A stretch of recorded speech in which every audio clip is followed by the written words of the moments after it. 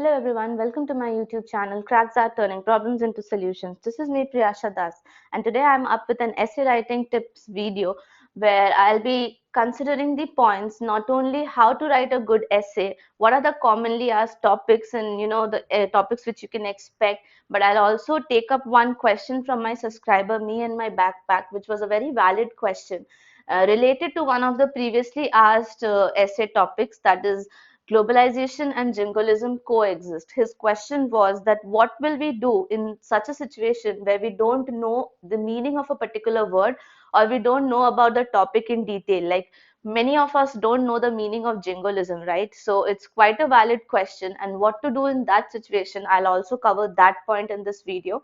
But the points to be covered in this video will be how to write a good essay, what are the points which we should avoid doing in an essay, the answer to the question of my subscriber, and of course at last I'll also give you some expected topics which would be there, which you can expect in your upcoming exam, right? So let's get started quickly. So as far as you must have already, searched out the internet and the YouTube for videos on essay writing tips, or the tip, some written notes on the essay writing. So everywhere you must have found this one very common thing mentioned, that we can write a essay. First, we'll gather the information or gather the thoughts. The second thing which we will be doing is we would be refining the information, and finally we would be preparing our final draft or the essay. Now people say this, but they fail to say that what do we need to do in gathering information, how do we gather information which is relevant to the topic, which is related to the topic. So in this case, I'll tell you, in this video, I'll tell you how will you use the 5 W's and the 1H rule to gather the information. Now, what is this 5 W's? You must have referred to my short before. If you have referred to my short before, then I was discussing the same point over there, that how can we use these things in closely related topics as well as essay writing. Now, the 5 W's stands for what, when, who, why, and where. Okay, these are the 5 questions which you will ask to yourself related to the topic, and then 1H stands for how. So if you ask these 6 questions together to yourself, you would easily find around 3 to 4 sentences in like related to these answers easily from a topic. For example, if we come across a topic like Omicron, let's take an easy example of Omicron. So if we get Omicron, then the 5 W's and 1H can help you gather information. Like you will ask yourself, like what is Omicron? Okay, so what is Omicron? You know 2 3 things about it. You can make 2 sentences from it. When did it first came into being? So this is also few informations you must be knowing. See, you don't need to give exact information. People out there in that don't expect you to be a person who keeps tracks of every numbers and every detail. So you can just tell around this time. Use the words around in your essays so that you will not be specifically talking about a particular number.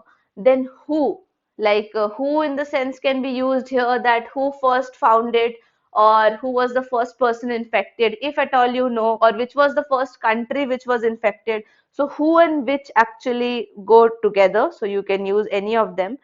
Then why is it so dangerous for us, what are the bad effects of Omicron on the people, its symptoms and stuff like that. You again make 3 to 4 sentences from that. And where was it first found? Okay, this kind of question will be asked, and you can answer it, and you will write 1 to 2 sentences from it.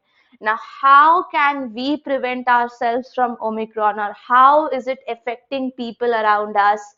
What are the solutions, etc., etc. These kind of things will again help you with 4 5 lines. So you would see that you have easily got around 200 to 5, not 500, 200, even 500 could also work out, but 200 to, for this essay, 200 to 300 400 words are already there now in your mind.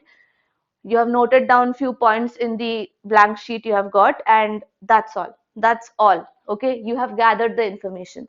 Now you need to refine it. If at all you're moving up with more words, then you just need to scroll down to 250.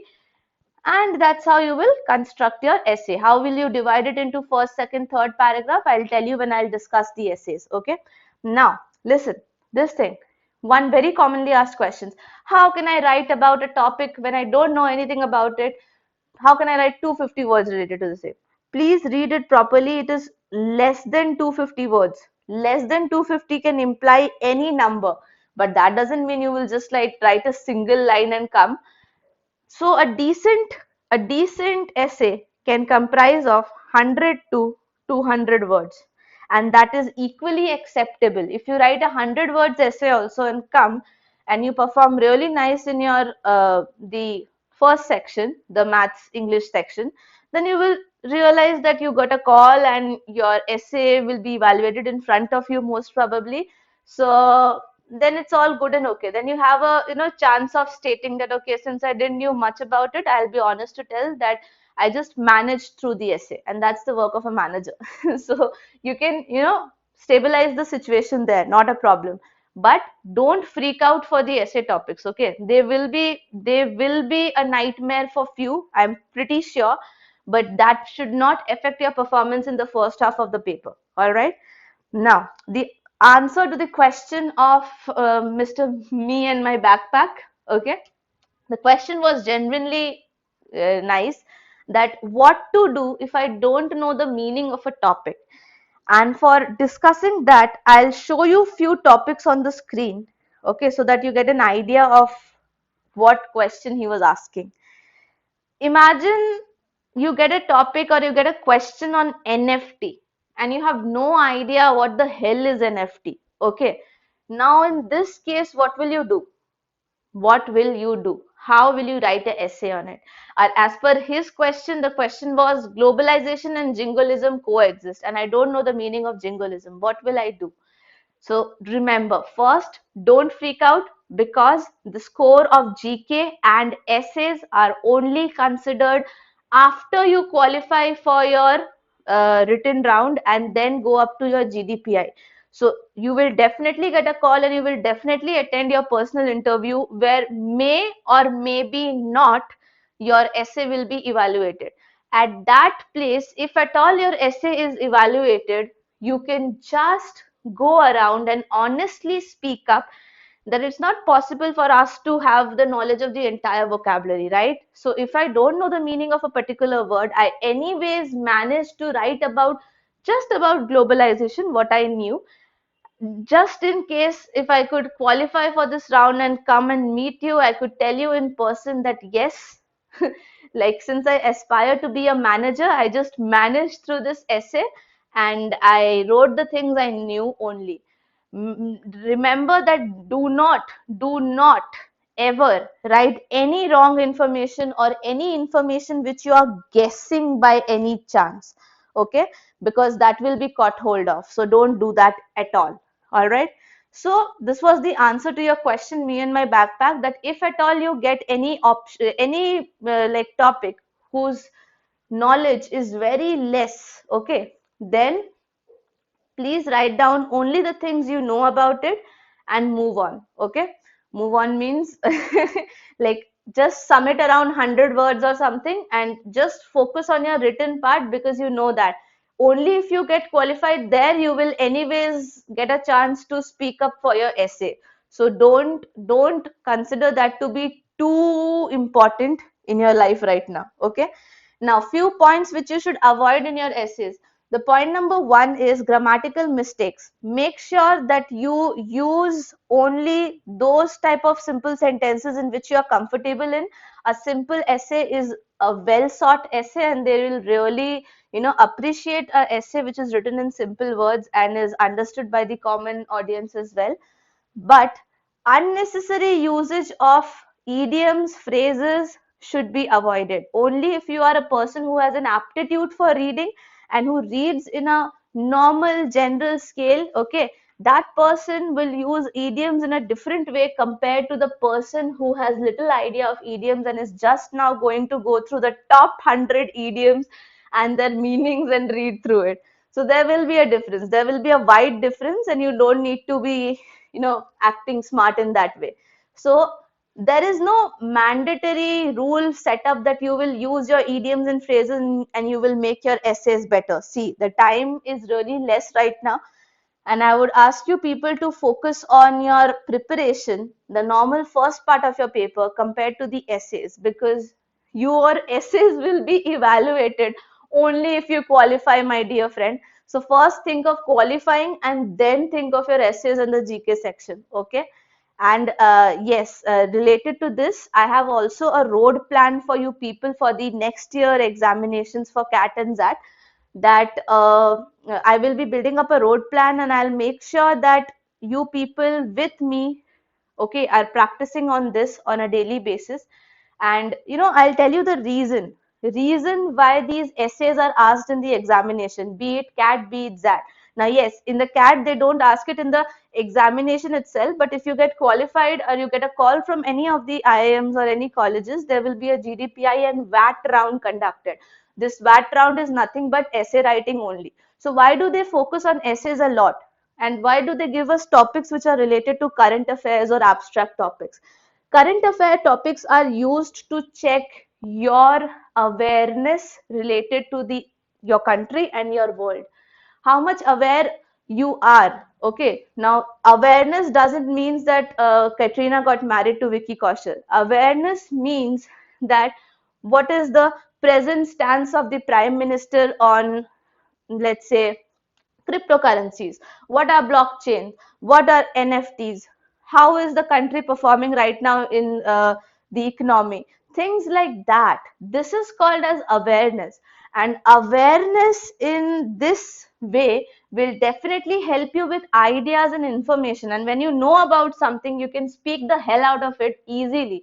Okay, so if you can speak, you can write it down in words also. So this round is just to check your awareness related to the world. Okay, being an introvert is not a problem, but being a person who doesn't have knowledge about what's happening around him is a dangerous thing. So make sure if you don't speak much, it's good, but if you don't know much, that's not good. Okay, so I know that only 1 week is left for the examination, and as I myself mentioned, that don't focus on it more. So yes, don't focus on it more, but at least make sure that from next year onwards, I'll make it a habit for all of you that we would be reading it on a daily basis, so that we would not face these difficulties in the GK and the VAT rounds at all. All right, now these are some common topics which you see over there on my screen, topics related to current affairs. Now you will not get these topics in a direct sense as I have written. You will get these topics in the form of a argument. Like, do you think that NFTs are doing any good to the country? Question mark, like this. So how to construct your essay in that case? In that case, the first paragraph should actually have your information. And where will you get this information from? Using the 6 questions which I discussed above, 5 W's and 1 H. Using the 5 W's and 1 H, whatever information comes to your mind related to NFT or any of the topics, you can just plug in that in the first paragraph. In the second paragraph, as the question is an argument based question, that do you think NFT is doing any good to the country? So in that case, you will bring forward the pros and the cons. All right. The second paragraph will be a longer one compared to the first and the third, where you will bring up the advantages and the disadvantages of a particular topic. Moving next to the last and the third paragraph can be a conclusion paragraph, where how will you conclude it? That's a question. You will conclude by giving your stand, that I think that it is doing good, for example, okay, because of these reasons, even though these things are happening as a disadvantage, but the advantage is more than the disadvantage. Okay, so you can conclude using giving your stand, conclude giving your stand. And of course, if it is a problem, if the question is a problem, like for example Omicron is a problem, so if the question is a problem, try to give a solution as well, something which you think would help the society. Okay, so that's your essay, and your essay is done. I can really tell you that you would be able to frame a very nice essay. Now, these are some current affair related topics, so you need to understand it. Now, I'll give you a small jump scare now. Role of EV to achieve net zero target by 2070.